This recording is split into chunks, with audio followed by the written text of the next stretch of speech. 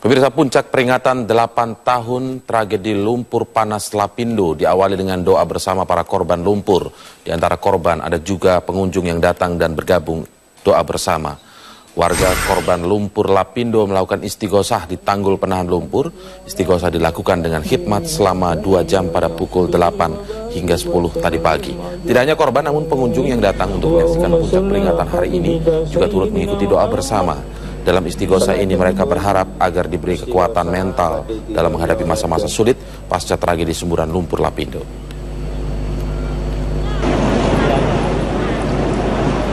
Rasa terlibat 8 tahun berlalu, lumpur Lapindo tidak hanya berdampak kepada kerugian lahan dan ribuan warga sekitar, tapi juga seakan menyandra keuangan negara. Betapa tidak dalam kurun waktu 8 tahun terakhir, negara setidaknya sudah menggelontorkan dana hingga 6,5 triliun rupiah atau 2 kali lipat daripada ganti rugi yang harus dibayar PT Minarak Lapindo Jaya.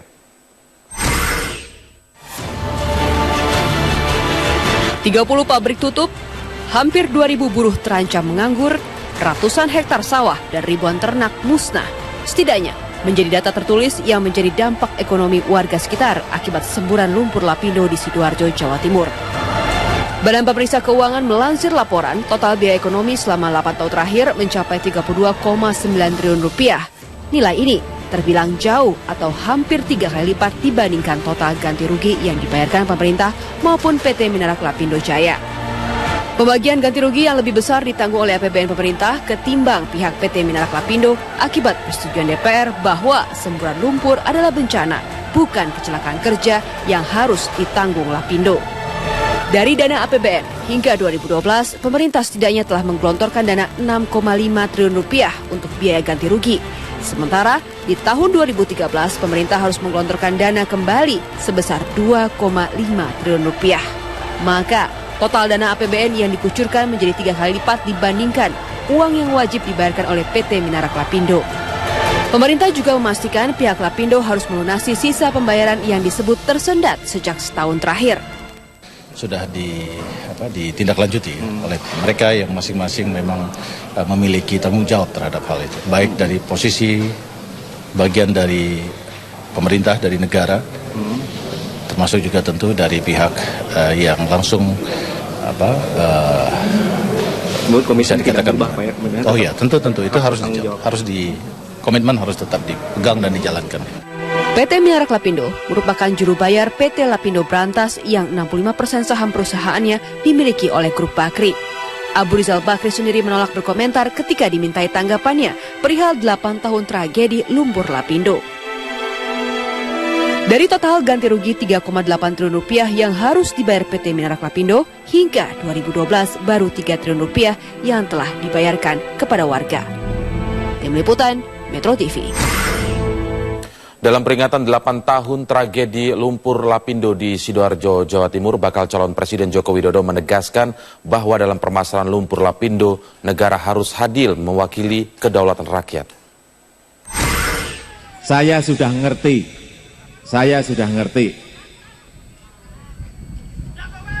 Yang ingin saya sampaikan di sini adalah ini yang penting. Bahwa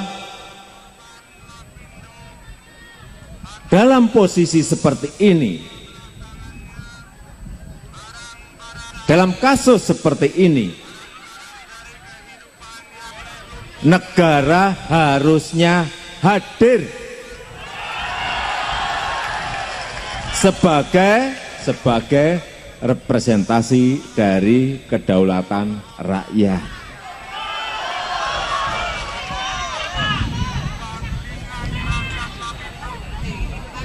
Kalau negara absen,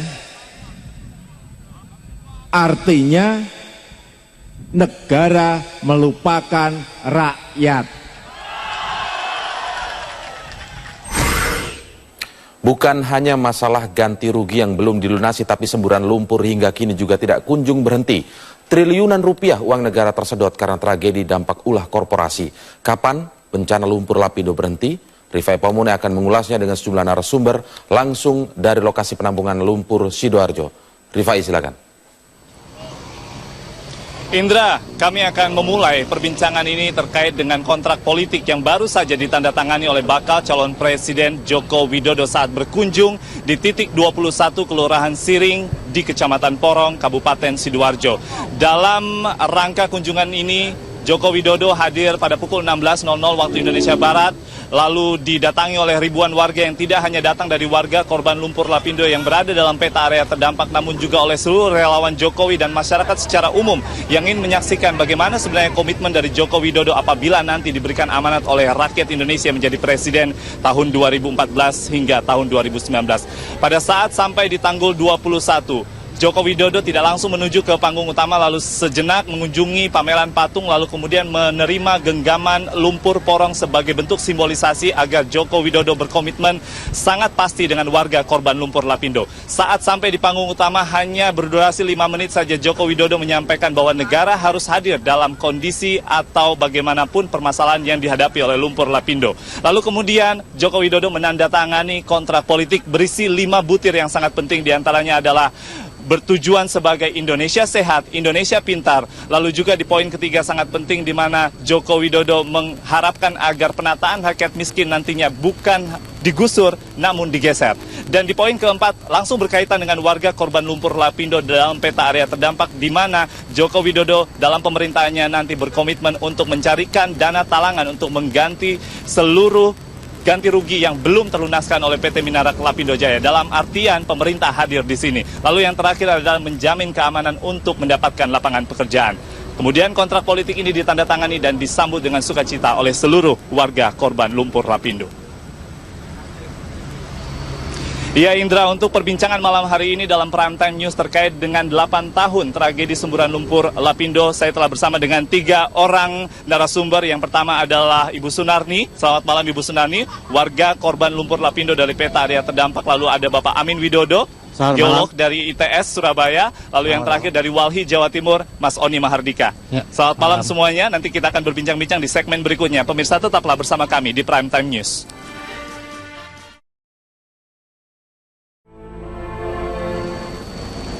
Kembali lagi dalam Prime Time News, pemirsa, saya langsung berbincang. Yang pertama ke Ibu Sunarni sebagai warga korban lumpur di dalam peta area terdampak.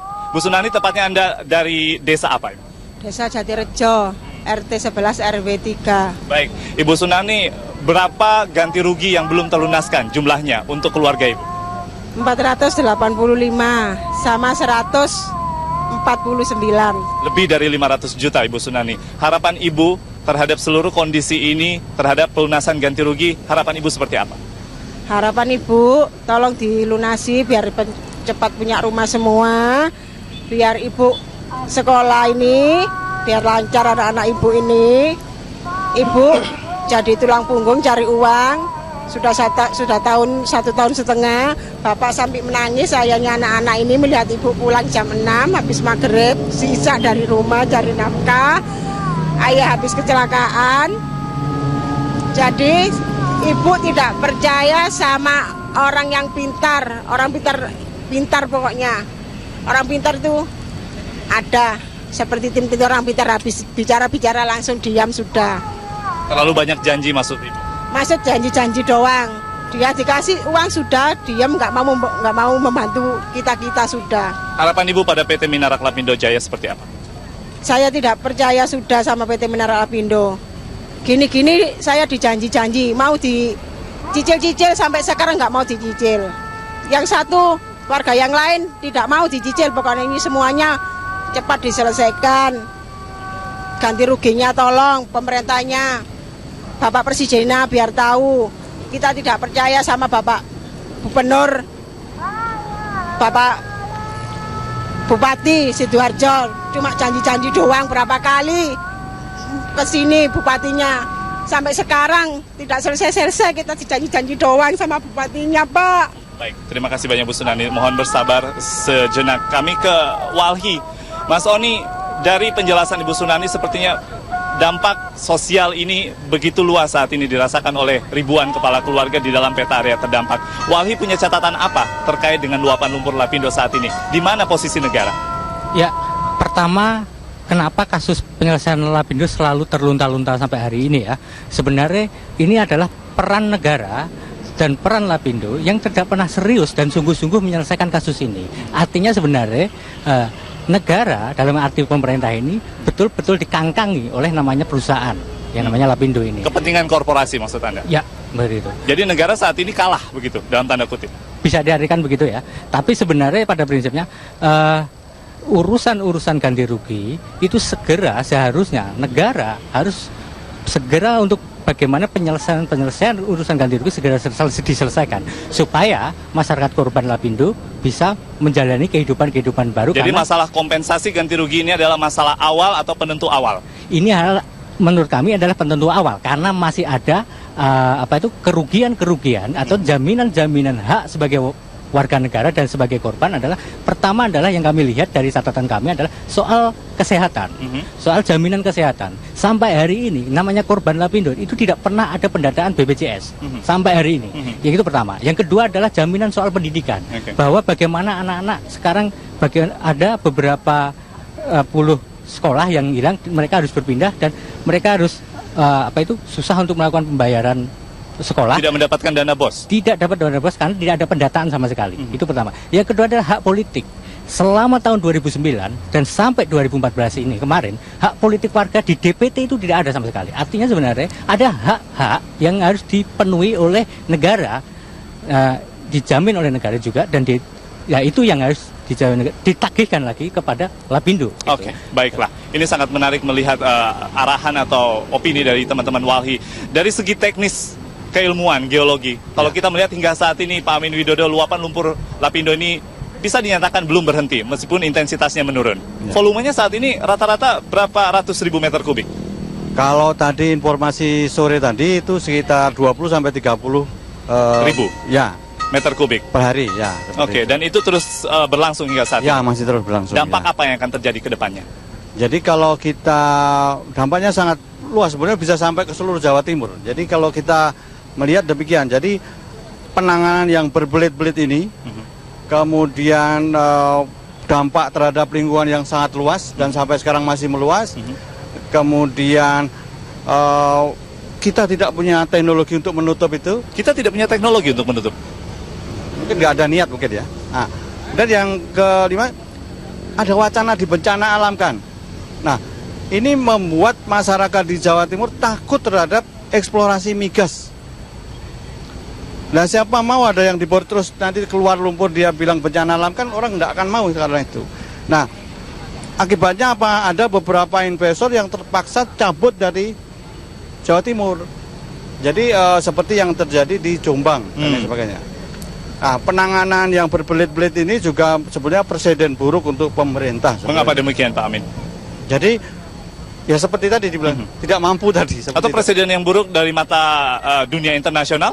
Juga dunia internasional. Jadi investor itu jadi juga pikir-pikir kalau mau ke sini karena kemungkinan ditolak sama warga itu sangat besar. Terkait bencana alam yang Anda sebutkan tadi, bukankah juga ada pendapat dunia internasional yang menyatakan bahwa ini bukan bencana alam? Enggak, tadi ada wacana di bencana alam kan, bukan. Tapi hasil penelitian di Cape Town, pertemuan di Afrika Selatan menyatakan hal yang berbeda. Iya, memang ini memang bukan bencana alam. Jadi ini memang semburan lumpur, ini terkait dengan eksplorasi migas. Nah, cuman kan digembar-gemborkan kan ini mau dibencana alam kan. Nah, itu membuat takut masyarakat yang ada di Jawa Timur. Khawatir misalnya dia ada satu pengeboran di situ, kalau keluar lumpur terus dari perusahaan bilang, wah ini bencana alam kan, mereka kan takut karena itu. Jadi akhirnya ini menimbulkan ketakutan yang luar biasa. Dampak buruk yang terdekat saat ini yang kita bisa lihat, Pak Amin Widodo, dari segi geologi, ada yang menyatakan penurunan muka tanah. Apalagi yang terjadi sebenarnya? Nah, sebenarnya yang sekarang yang perlu diperhatikan lagi ya, sebenarnya kita sudah meneliti dari 2008, 2010, itu terkait dengan pencemaran, terkait penurunan. Kalau penurunan mungkin sekarang itu karena penelitian masih belum dilanjutkan. Kita sedang melakukan penelitian terkait dengan pencemaran air. Oke, pencemaran juga masuk di dalamnya? Ya. Saya minta tanggapan dari Walhi di segmen berikutnya. Ibu Sunarni, tetap bersama kami, nanti kita akan berbincang-bincang kembali. Pemirsa, tetaplah bersama kami di Prime Time News. Kita kembali dalam perbincangan. Pak Amin Widodo dan Mas Soni, meski tadi kita berakhir pada dampak pencemaran lingkungan, tetapi sangat menarik terkait dengan informasi berhentinya laju perekonomian masyarakat. Saya akan coba ke Ibu Sunarni terlebih dahulu. Ibu Sunarni, tadi Ibu sempat mengatakan Ibu harus menjadi tulang punggung keluarga untuk menjadi tukang ojek dan pemandu wisata di Tanggul Lumpur Lapindo. Mengapa demikian? Suami ibu tidak bekerja lagi? Suami ibu masih sakit. Alhamdulillah sekarang baru bisa jalan. Mulai bekerja sekarang, alhamdulillah dapat 3 bulan sudah kerja. Sakit karena apa ibu? Sakit karena kecelakaan kakinya. Setelah 1,5 tahun ibu dulunya kerja di pabrik sebelum kena lumpur. 1 minggu dapat gaji 250-300. Sekarang ibu tidak ada kegiatan apa-apa. Mau ke pabrik ya nggak diterima, sudah tua umurnya. Oke, ibu pada saat ibu bekerja lalu ibu masih punya pemasukan. Saat ini pemasukan tentunya sangat kecil begitu. Pengeluaran ibu sangat besar. Ibu tinggal di mana saat ini?